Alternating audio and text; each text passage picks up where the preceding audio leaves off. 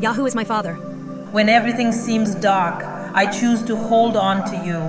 Even when my hands are shaking, when my tears are blurring my vision, I know your eyes are watching over me.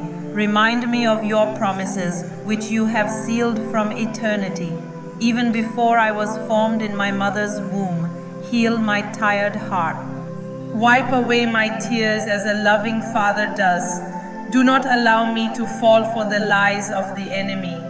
Those who say I am alone, forgotten, or worthless, you are with me, even in the darkest valleys. And when I do not hear your voice, you are still there, faithful and silent, but present. Renew my strength like that of an eagle and lift me up.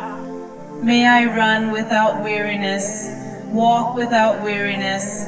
Restore my hope, fill my heart with a peace that surpasses understanding. Replace my sighs with songs of victory.